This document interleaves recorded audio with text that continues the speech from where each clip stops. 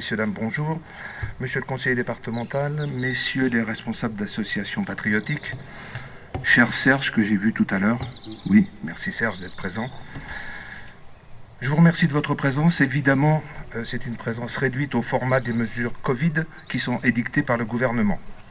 Conformément à ces directives, vous pouvez constater que les gerbes ont déjà été déposées au pied du monument aux morts. Attention pour envoyer les couleurs. Envoyez.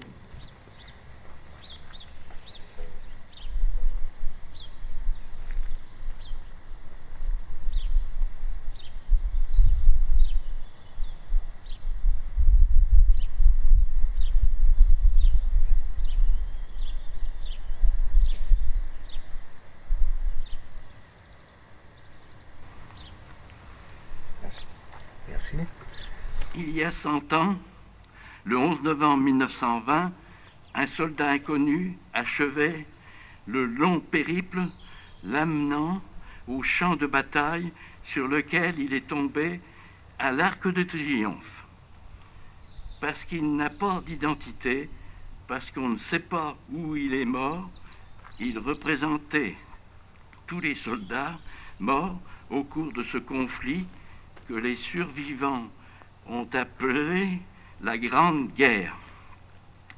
Aujourd'hui, il représente tous ceux qui sont morts pour défendre notre patrie, la France. Comme le veut la tradition, je vais vous donner lecture du ministre délégué auprès de la ministre des Armées chargée de la mémoire et des anciens combattants, Geneviève Darrieussecq. C'était il y a un siècle. Ce 10 novembre 1920, la Grande Guerre est achevée depuis 2 ans. Dans la citadelle de Verdun, Auguste Tin, soldat de 2e classe et pupille de la nation, dépose un bouquet d'œillets blancs et rouges sur le cercueil d'un soldat. Un parmi tous les combattants des Flandres, de l'Artois, de la Somme, du Chemin des Dames, de Lorraine, de la Meuse, un de ces braves. Un des poilus qui participa à une interminable guerre, un de ces Français qui œuvra à la tâche incommensurable de la victoire. Un parmi des milliers qui est devenu le soldat inconnu. Le 11 novembre 1920, le peuple de France l'accompagne solennellement sous les voûtes de l'Arc de Triomphe. La patrie, reconnaissante et unanime, s'incline respectueusement devant son cercueil en saluant la mémoire de tous les soldats morts sous le drapeau tricolore. Quelques mois plus tard, il était inhumé. Depuis 1923, la flamme du souvenir veille, nuit et jour, sur la tombe. Chaque soir, elle est ravivée pour que jamais ne s'éteigne la mémoire.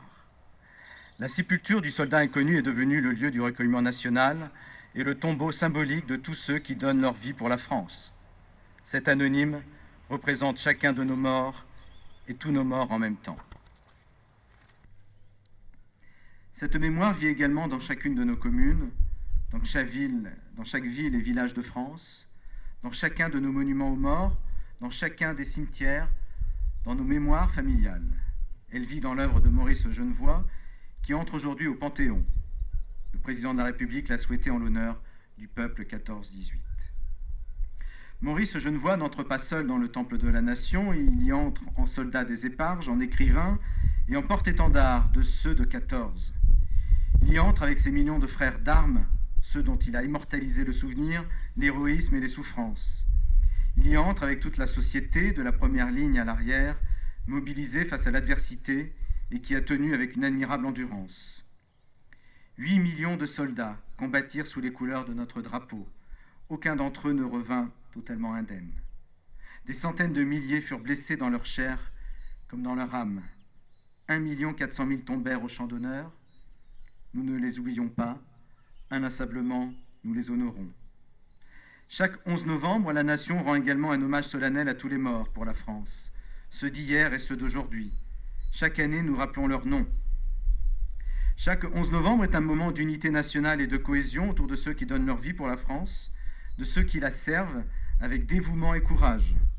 En ces instants, au souvenir des événements passés et aux prises avec les épreuves de notre temps, nous nous rappelons que c'est tout un peuple, uni et solidaire, qui fit la guerre, qui la supporta et en triompha. Je m'associe bien évidemment aux propos prononcés par Madame la Ministre et je vous propose de les prolonger par quelques réflexions. Tout d'abord, de vous remercier de votre présence ce matin, même réduite, elle est forte de sens. J'aurai bien sûr ce matin une pensée pour celles et ceux qui ne peuvent pas célébrer à nos côtés ce temps mémoriel essentiel de notre histoire de France, l'armistice de 1918 qui marquait la fin de la Première Guerre mondiale. Je pense aux représentants des corps constitués, en particulier de l'armée, de la gendarmerie, des services de secours, aux jeunes sapeurs-pompiers qui, chaque année, à nos côtés, se mobilisaient en nombre au pied de notre monument aux morts.